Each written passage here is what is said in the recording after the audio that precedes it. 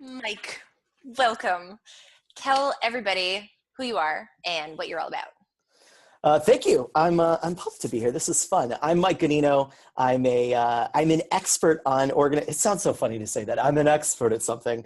But hell yes, you are. People bring me in to work with their teams and their leadership team around company culture, and I have a really unique perspective that I think company culture is largely about communication and relationships, and a lot less about all the perks and benefits that we so often talk about. And I do that in a couple ways. I come in and give keynote speeches. I come in and do workshops. I do kind of deep dive into how people communicate and help them better. And I wrote a book. So I do all those things.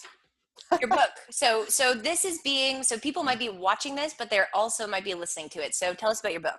Great. So that I'm holding up this masterpiece. It is a brick of a book. So I wrote Company Culture for Dummies, which came out in 2018. And it is, the Dummies brand is known for having very how-to books. They're reference books. You put them on the shelf, you have a specific issue and you go to open it. Like when we bought our house, we bought Home Ownership for Dummies, not because we needed a theory book about like, what is the theory of owning a home and how might you want to consider it, but that we needed a resource for when the plumbing broke or how often we needed to change the air filter. Oh my God, I need to buy that book.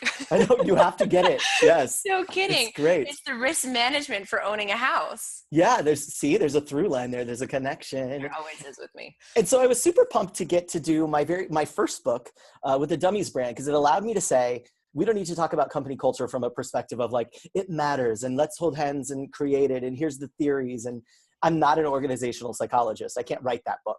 What I could write is what I know from working in the restaurant industry and the tech industry for 20 years, from being an executive in that industry and watching what happens when you don't pay attention to the way that people communicate and build relationships at work.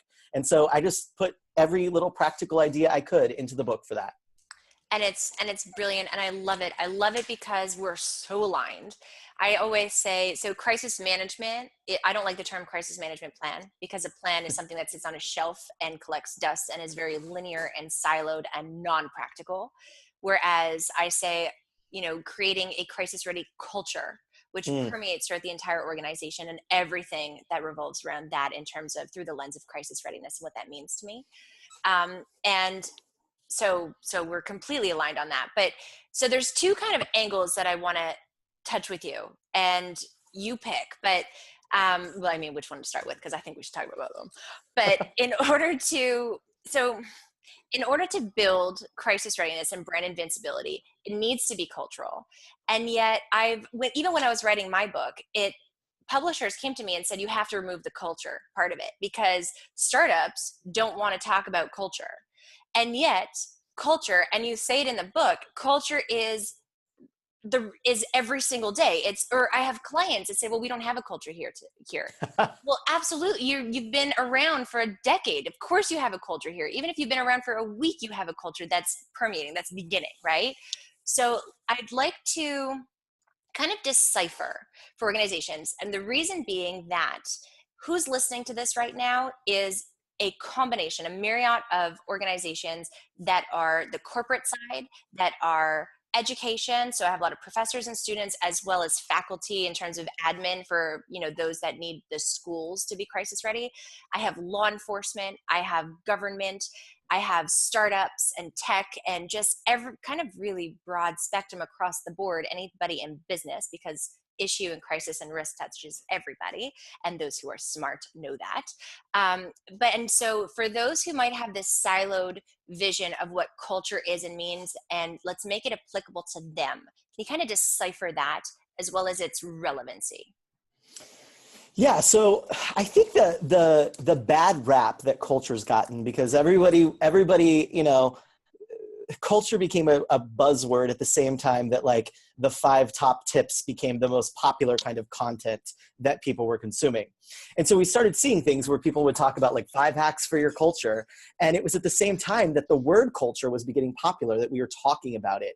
And it seemed that all of a sudden culture, that people learned of it. And it was like, oh, it's a new thing. And it's like, well, no, it's not a new thing. It's existed forever. And even if you have 4 or 5 people working in an office together for 20 minutes, there's a culture there. Yes. When you walk into, you know what I always think of? I think of it like a dinner party. So stay with me with this analogy. I was in the restaurant industry for a long time. So if I could talk about food or wine as a metaphor, I'm going to do it. So the way that I think about it is there's all kinds of dinner parties. There's all kinds of dinner events, right? So we could have a backyard barbecue and there's a certain culture there, right? We know it's like bring a bottle, throw it in the kiddie pool with the ice, and we're going to grill. It's going to be casual, and there's certain norms of how we interact there. Now, if I invited you over to my house and said, hey, you've been my good friend for a while, and I'm dating someone, it's getting serious. So we're all going to bring someone, I'm going to bring someone, we're going to have friends. It's going to be a nice night. Well, that's probably not a super formal thing because it's a casual get to know each other, but there's probably a little bit more decorum than there would be at the backyard barbecue. And lens walking in, your and a mindset walking in. lens. We have a certain kind of music that seems okay for that environment. We have certain kind of wine that would be okay. We have certain dress code that's okay, right? And it doesn't mean it's better or worse than the barbecue. Versus if we go to it's a very formal thing, and someone says, hey, the CEO of the organization is coming over, and we're really going to entertain tonight, and we're going to have seated, people are going to be in specific seats. There's a certain kind of music you would play for that. There's a certain way that we act at the table. There's a certain kind of joke that we tell, right? Mm-hmm.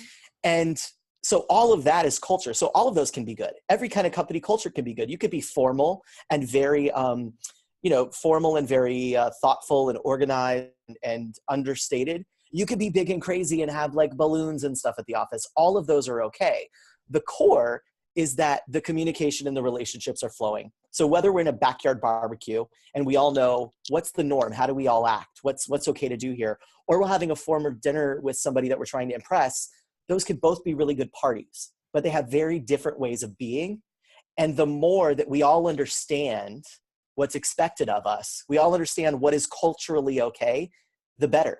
And so what happens a lot is that those things happen for organizations when they don't think of like, what is culture? It happens anyway. Mm-hmm. The issue is when it's inconsistent. Yep. The issue is when it's unclear. And it should be on purpose. And it From should a be on leadership purpose. perspective, it should be on purpose. So how are you, this is the culture you want, or at least these are the values that you want to instill and you want to be true internally and externally. So how are you leading by example to ensure that that becomes the culture within the organization? Right. Well, it's so often, and I'm sure you've seen it sometimes too, when you've talked with folks, you walk in and you maybe you did the website, you looked at the values, I look at the Glassdoor reviews. It's kind of like Yelp for restaurant, or for Yelp is for restaurants and retailers, what Glassdoor is for employers. So I go and I read that stuff and I say, okay, what is this going to be like? And so you have an expectation, and then you walk in and it's like, whoa, that's different than what I found online. And it's like the same as you go to a dinner party and the couple, and you've probably done this, you walk in and it's like, whoa, I don't know what they were fighting about before we got here, but something is up and neither one of them is talking about it. You can feel it in the air, even when it's not necessarily stated. And that's the real culture. I like that. And that's the truth. That's real. Yeah. There's no avoiding that or hiding that or covering that up or hoping that it goes away or hoping that it won't come out. Like, that is the truth. So I have this crisis ready model, right? Which is the framework that I take to help organizations become crisis ready and build brand invincibility.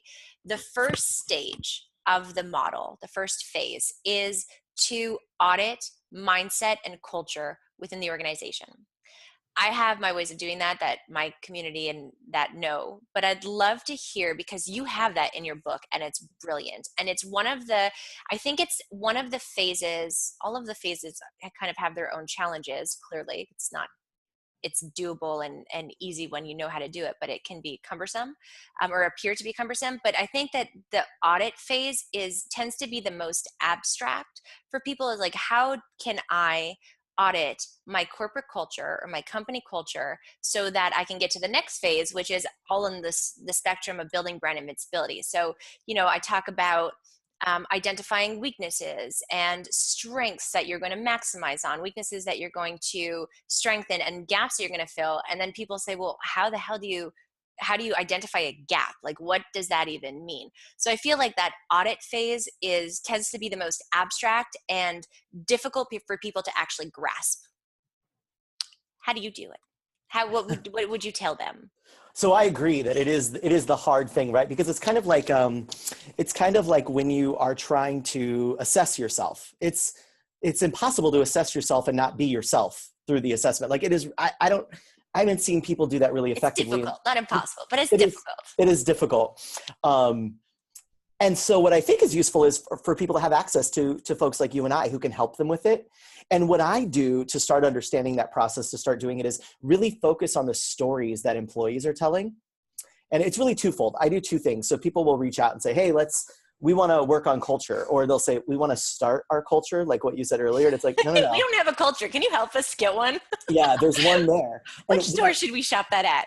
Right. Where do we it's like culture, snacks, and beyond or something. They think it's going to be. And so what I find is, and I think one of the things I do differently than a lot of the culture folks out there, and I think it's why you and I are so aligned, is because you're using culture to get to a specific end.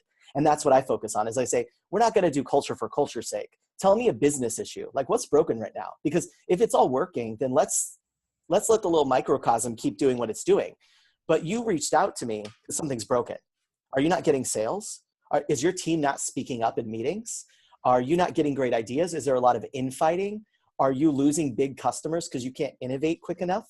Like, tell me the business problem, because I don't want to solve culture in a vacuum. And you can't. Culture isn't in a vacuum. No, and that's where it becomes this exercise in statements we put on the wall and in the employee handbook, is when we approach culture from that perspective versus saying, well, what's actually going on in the business and how is the culture creating that, good and bad? Like, what's working here? And that's why I love looking at the Glassdoor reviews. I love listening. The first part of any engagement with you is really listening to the employee stories. Like when they go home at night, and they call up Bay or Mom or Facebook or whoever they tell things to, what do they say? What do they say about their interactions? What do they say about what they did? There's a lot of great culture information in there. And I think the place to start, if you want to start assessing your culture, is to start with the business issue first. What is going on? So whether it's a response to crisis that didn't work out, okay, well, wait, let's go back and figure out why did that happen? And there's always a cultural link, which is why, you and I get along so well, is because you start with culture. And I think culture is the starting place of everything. Yeah. So that's what I would do if I was out there listening and he said, I really want to understand my culture. Go listen deeply. Ask questions and listen between the lines. Love that.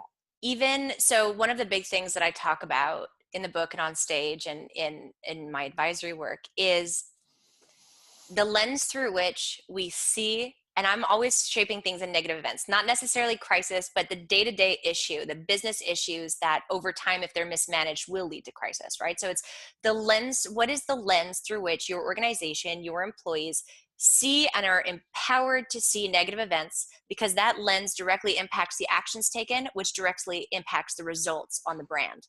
And it's in looking, so you can say, so in my context, you can say you had a customer complaint. Customer came in and was screaming and shouting at the top of their lungs and really, really upset. What was the lens through which that was seen? Was that seen as an annoyance, or was that seen as an opportunity? And that's when people ask about the gap. What's the gap between? Because it may not be far left or far right. It may be there's a gap in between, and assessing that, because that is the culture. And that stems from the top down as well. I love that. Yep. That's exactly it. Is every situation is going. I love that idea of through the lens, because that is always it. Because the same situation in a different culture through a different lens. Yes. Totally either leads to crisis or leads to amazing opportunity, where you connect even stronger via the values of the organization with those who matter most. I love that. It's funny, in the book, one of the chapters that the editor was like, the same way that they were like, wait, you want to talk about culture? I got the same one around a chapter I wrote about improvisation. So I wrote a chapter on how improvisation is a really useful tool at work. And they're like, what? But of course I did. So I was at Second City, and I've trained in a bunch of places, and I approach the work I do with this improvisational theater technique. And the main mantra of improv is yes and, which is you have to accept the fact that whatever is happening is actually happening. You've got to, I heard someone on Oprah say this once, you got to call a thing before you can deal with it. And so you've got to accept that's happening. Isn't it cool? I love that. It was, But even yours, you have to accept that it's happening. Because if You you have to accept don't, it. then it stays happening. It does. It's like, Albert Einstein saying the definition of insanity is doing the same thing over and over and over again, expecting different results. Right. Like it's kind of the same umbrella of, but you have to acknowledge that things are happening. Yeah. Good to amplify and not so great to strengthen. Yeah. And what you said, the not so great to say, ooh, what's the opportunity in here? Yes. What is the best outcome we can imagine happening here? And then put your effort towards that. Yes. Versus thinking, how do we cover it up and solve for it? It's like, well, no, how can we use this? How can we, yes, it's happening, and make it better? And I think that, it's one of the things I love about your approach too, is that it really is saying, okay, these things are real. What are we going to do with it? How can we make this work for everybody involved? Yep. And what needs to be done? Where do you want to go? What's the risk? I mean, it's always, what's the risk? I love all of that. So one of the biggest crisis challenges, so one of the most difficult crises to manage, is a crisis of culture. Because it is so deep-seated. I mean, for example, Uber. For years, I was interviewed in the media about Uber because it was gaffe and issue after gaffe and issue, all self-imposed. And every single time I would say, the founder is the crisis and the founder is the culture.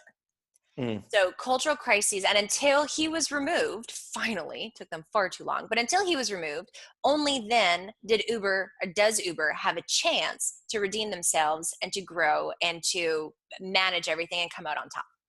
Yeah. It could not be managed before that. So for people who are listening or watching and saying, there are things within our culture that are in misalignment with our values, or the things that we say about our brand, or I see as a major risk that's going to end up potentially blowing up in the organization's face. And they can pinpoint, maybe not the exact issue, but they know it's a cultural problem or cultural issue. However, they're in a point or in a position where they aren't the CEO. So what would you recommend, just as actual implementable first step tactics, as a way to approach the situation, or strategies that you've implemented or seen implemented that would benefit them from saying, you can work towards this even if you don't have, if you caveat, if you feel that strongly and don't love the brand, get a different job. That would be like, if the brand isn't worth it. But when the brand is worth it, when you believe in the brand and you believe in its service and its offerings, and the value it provides, and yet you see this festering issue culturally, how do you approach that from a position of not being the one to have the authority to implement direct change? Oh, this is... I'm so happy you asked me. For those of you that are listening and not watching, I just did like a happy dance kind of thing. So one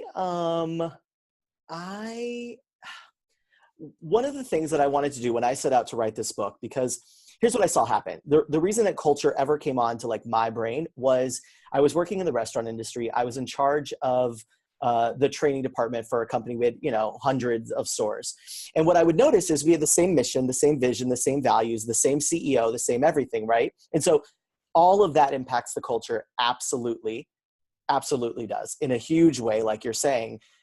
What I also know is that I would go from location to location and I would say, walking in this location on Main Street, that feels really different than walking in this location on 12th Street. Same CEO, same values, same training program, same everything. Same brand, same music, apples to apples. Same sandwiches. That's what we sold. And I thought, what is that about? And I realized that it is culture. And the culture does exactly what you said. It starts at the CEO and it goes all the way to, in the restaurant industry, the person washing the dishes.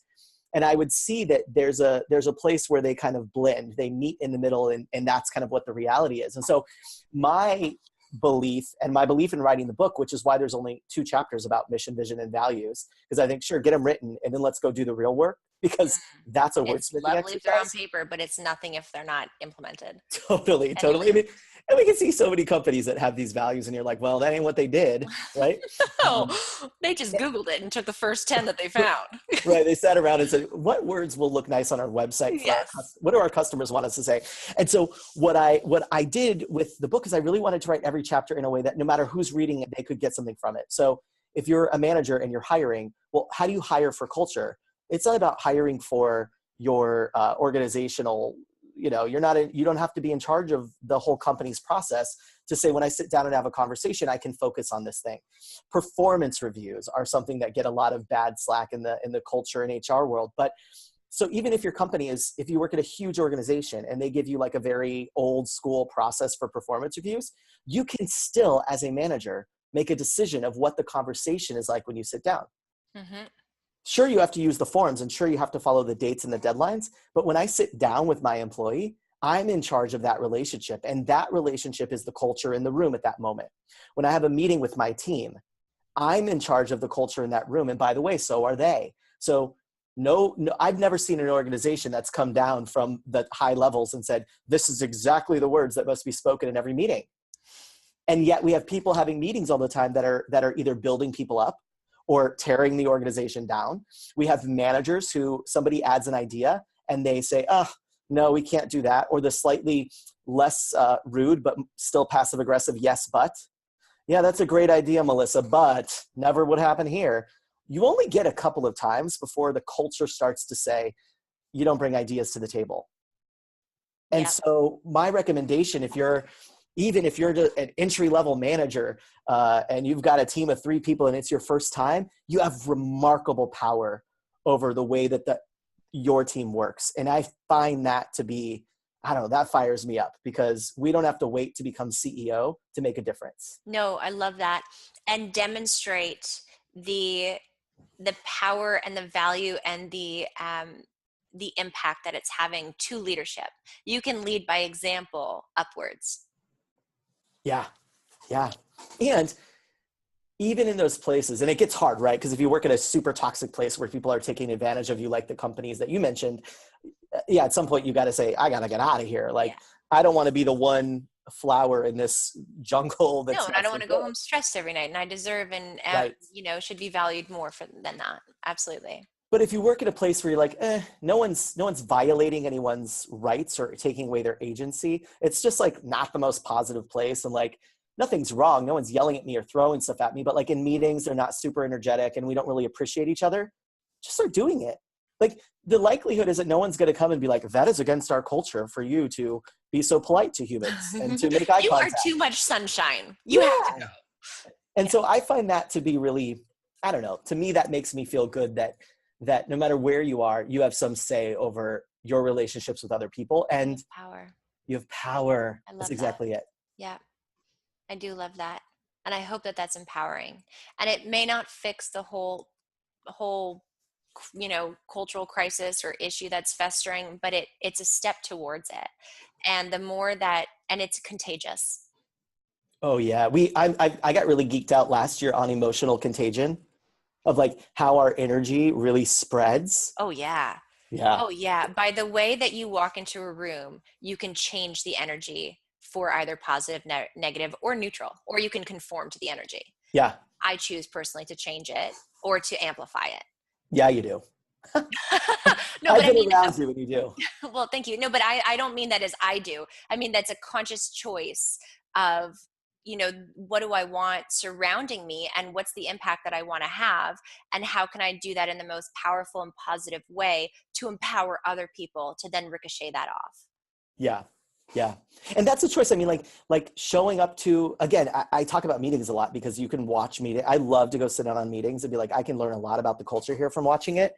And, are people on time? Do they show up? A big one that I watch for is, do they talk to each other before the meeting begins? Or is it like 9:00? Oh, hello, everybody. Welcome to the meeting. Or is there banter, right? Yeah. Like I want to be in a room where it feels like it's like Kathy Lee and Hoda before the meeting starts. Like there is some banter going on. It is like a morning talk show. Absolutely. And so meetings are such a place where you can make a difference and your energy can show up and you can benefit the culture in a positive way. So when people are talking about meetings, what are some other tactics? Again, this audit of culture is essentially important and abstract and difficult. So what are some other um, points to look out for that can be interpreted to in effect audit culture? So you Yeah. talk about meetings. Yeah, I think meetings are a huge one. I think, and in meetings specifically, what I would listen for is who's always speaking. Is it clear that there's like a status thing and someone always talks? Do people openly contribute ideas, or have they been shot down so often that they're unwilling to do that? And you've created a no or a yes but culture where it's like, well, I don't bring my good ideas here. And again, it doesn't mean that your meetings have to be boisterous and super fun and have slides and cookies in them. Like that may not be your culture. But even in a culture that's relatively formal, the people in the meeting should be able to bring ideas. And so that's a big one I listen for. The other thing is really the storytelling, the story listening, like really listening and saying like, oh, so how do promotion decisions get made here? That's a big one. How do you know when you meet someone whether they would be like a good fit for the company and they would add value here? And it's not so much it's like you're listening for something different than they think you are. Mm. You're not listening for, well, people that do well here are people that believe in our values and this and that. What you're listening for is, well, what would they need specifically to be successful? Like, how would they deal with other people? Well, people here, they really got to look out for themselves. Oh, tell me more about that. That's an interesting element. Or people that come here need to be super collaborative. Oh, well, what does that look like? And you start asking questions like, well, how would I know it if I was watching people do it? And it starts to uncover a lot of it. Of course, you can also go look at like Glassdoor or any of those review sites. You can really pay attention to, does anyone in this group social? And I don't mean do they go out for happy hour. I mean, is there talking in the hallway? Is there talking in the kitchen? And what is the content of that talking? Like, what are they talking about? And all of that can start to clue you into pieces of the culture. And then, of course, the surveys and all that stuff that people do.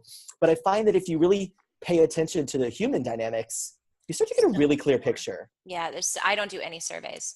I have Yeah. conversations. That's what I Yeah. have. And I listen in between the lines, which is funny, ironic, because I'm a very literal person and I can't read between lines except when it comes to this stuff. Yeah. So then Yeah. it But just, you focus all your line between the yes, lines reading on exactly. this. On the 'Cause, stuff like, that really matters. if you and I were going on a trip, right, and we were going to go to Japan together, if we were going off to Tokyo, which we should totally do, by We the way, should that'd be totally so do that. Yes. fun. Holy crap. So Yeah. if we were going there, we wouldn't send a survey to the people to say, who are all of you people? Please tell us. We What would should go we and expect? watch.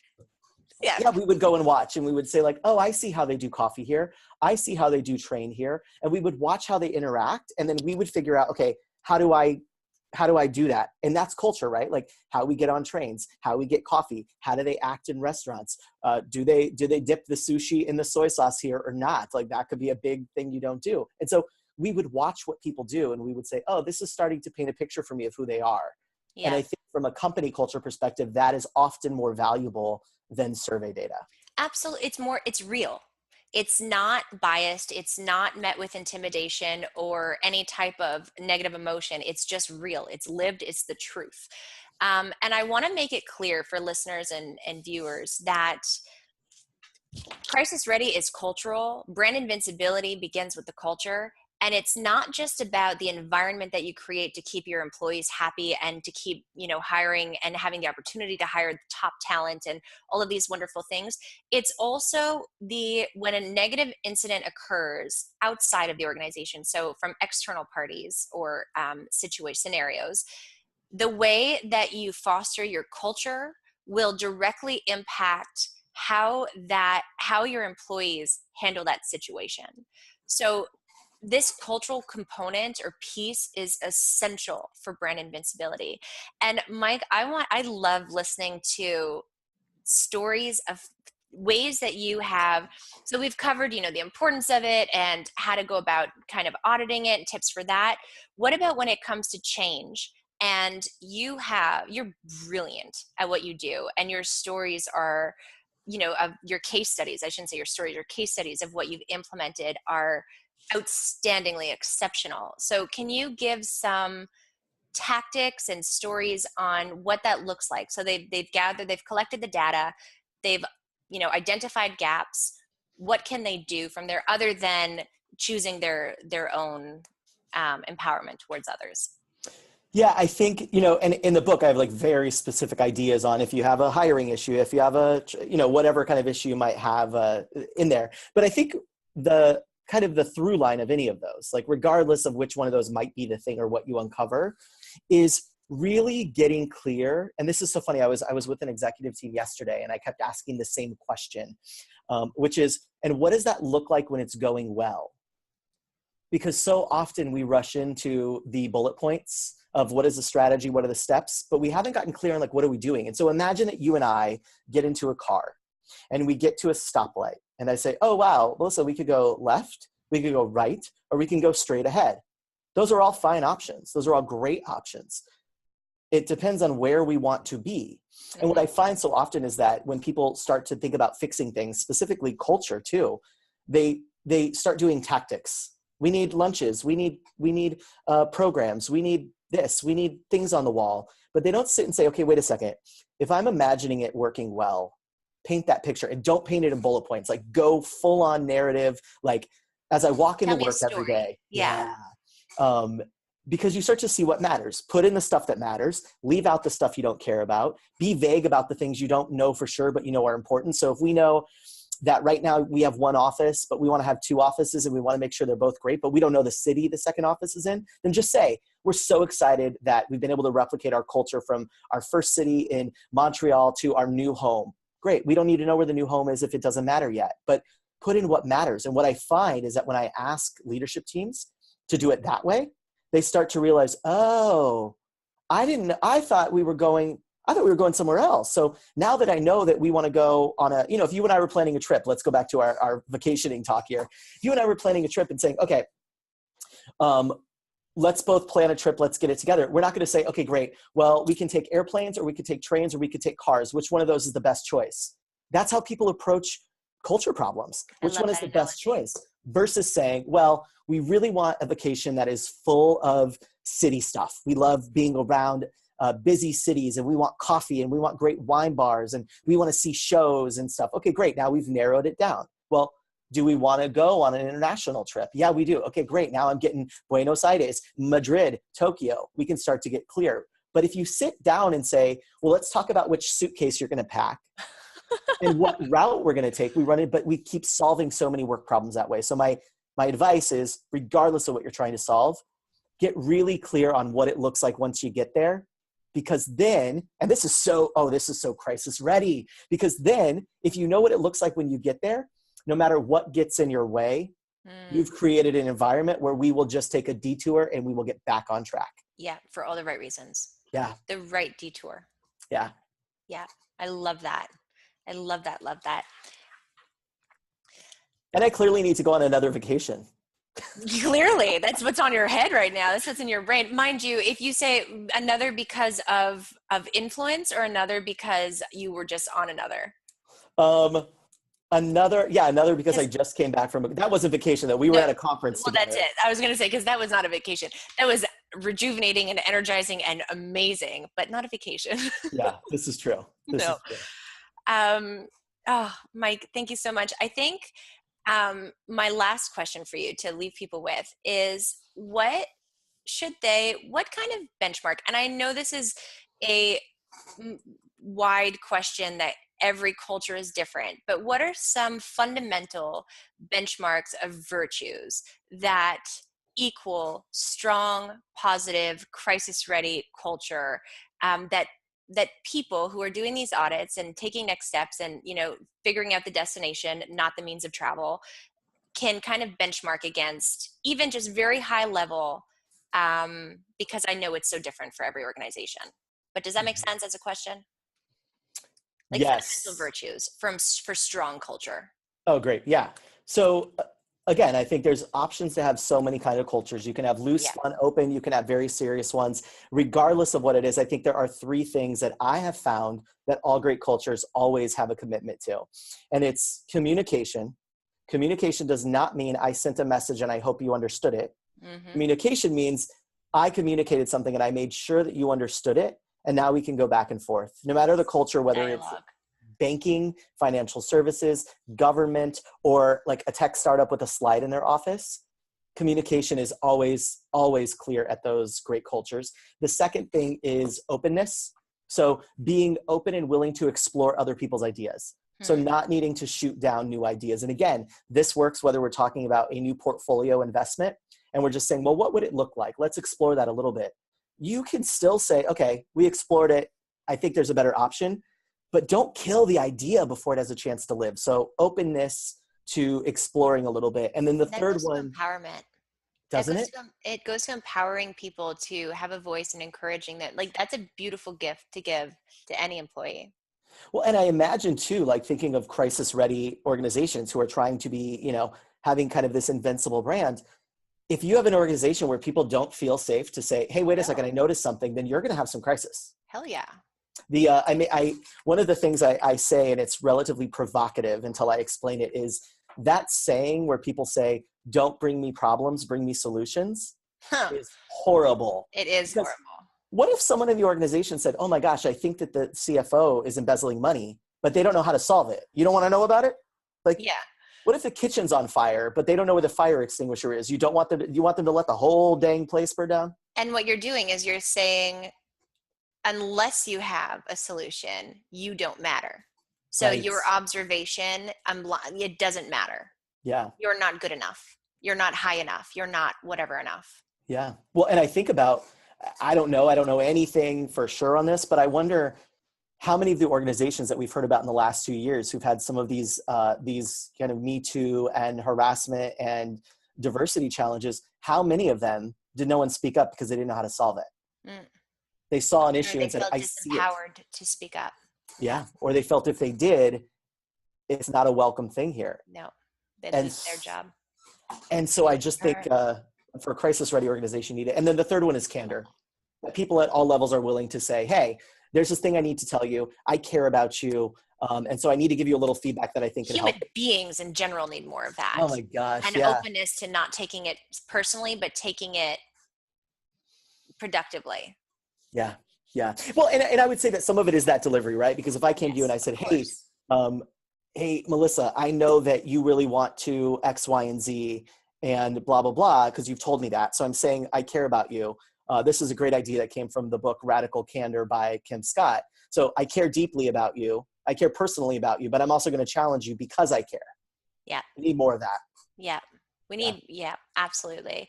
And that goes to a, this is more deep, but it goes to people who are comfortable in their skin, who are empowered, and who want to empower others.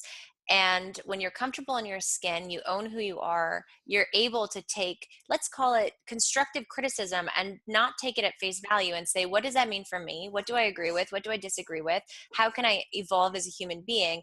And when you're there from a leadership perspective, when you're that type of person, which every leader should be at a very minimum, then you're able to empower others to do that. So in your comment about the delivery of it, it's teaching others to feel that solid within their skin. And then it's this beautiful cycle of them. And that's one thing, in my opinion, that our society lacks. Yeah. Yeah. There's not enough of that. And even inside of families, we're not doing enough of that. On every front, every front. Absolutely. Mike, where can people find and follow you? I made it really simple to find. I'm Mike Ganino, Ganino, everywhere. So if you type Mike Ganino, you can find me on your favorite place: Instagram, Facebook, LinkedIn, and of course at MikeGanino.com, or Amazon, where you can grab the book Company Culture for Dummies that has a lot of these ideas in it. As everybody absolutely should grab a copy, 100%. Thank you. Thank you for sharing your brilliance with us. I appreciate you. Thanks for having me.